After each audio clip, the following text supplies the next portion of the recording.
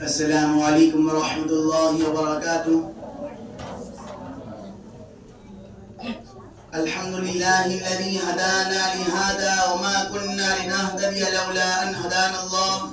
أما بعد، قابل قدر حضرات حکم و رونق محفل، حضرات علماء اعظام و اساتذہ کرام اور میرے عزیز ساتھیوں، یقیناً ہم اس پرفتن دور میں جی رہے ہیں جس میں فتنے رات کی سیاہ اندھیروں کی مانند ہیں، جس کی ظلمت و تاریکی سے سمجھدار بھی حیران و سرگرداں ہیں.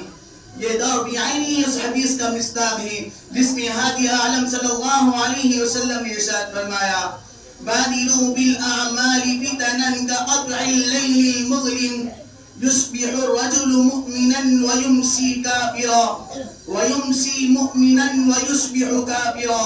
کہ نیک اعمال میں جلدی کرو اس سے پہلے کہ فتنے آئے جو اندھیری رات کے ٹکڑوں کے مانند ہوں. اس میں آدمی صبح کو مومن ہوگا اور شام کو کافر، اور شام کو مومن ہوگا اور صبح کو کافر. اور آگے فرمایا: یبیع احدهم دینہ بعرض من الدنیا. آدمی دین کو دنیا کے معاملے مفاد کے عوض بیچ ڈالے گا. بالکل اسی طرح آج فتنوں کا کالا سایہ امت مسلمہ کو اپنے چپیٹ میں لے رہا ہے. موجودہ دور میں امت کو جن فتنوں کا سامنا ہے ان میں خطرناک فتنہ الحاد کا فتنہ ہے. گزشتہ چند برسوں سے مشرق و مغرب میں لادینیت کے لہر سی اٹھی ہوئی ہیں جس کے بارے میں ہم بکثرت سن رہے ہیں، جو تیزی سے معاشرے کے مختلف طبقوں میں بالخصوص نوجوان لڑکے اور لڑکیوں میں پھیل رہی ہیں.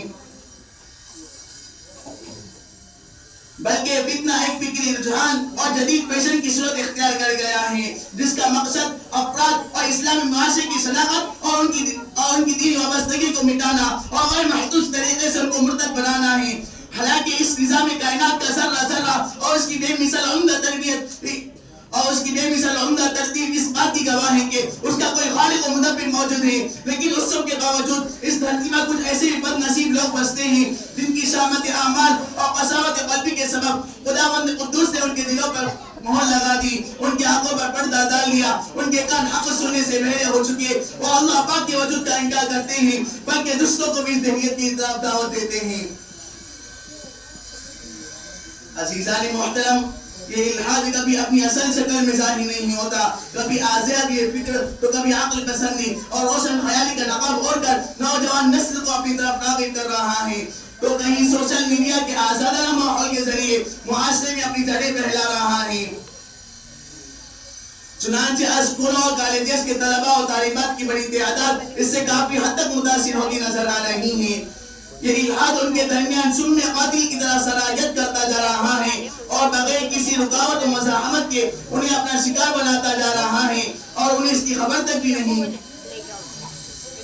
اب آئیے اس کے اسباب کی طرف. عزیزان گرامی، جب ہم غور کرتے ہیں تو بنیادی طور پر ہمیں دو سبب نظر آتے ہیں.